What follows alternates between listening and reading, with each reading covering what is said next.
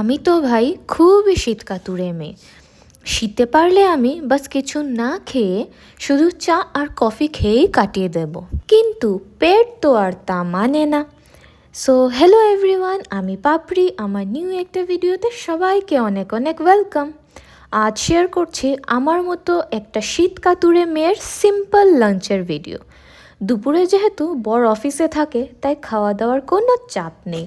তাই স্নান টান সেরে একটু ঠাকুরকে ধূপ ধুনো দিয়ে চলে আসলাম রান্নাঘরে।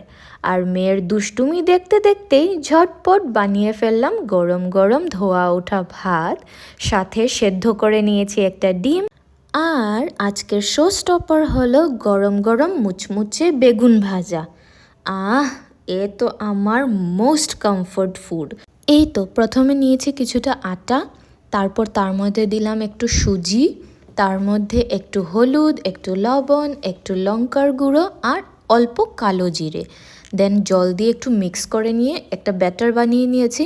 বেগুনগুলোকে কেটে তার মধ্যে একটু চিড় দিয়ে নিয়েছি, কারণ তাতে বেগুনগুলো তাড়াতাড়ি সিদ্ধ হয়ে যায়।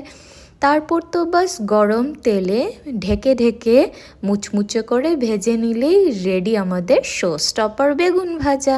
তোমাদের কার কার বেগুন ভাজা ফেভারিট কমেন্টে লিখে নিশ্চয়ই জানাবে। বাই।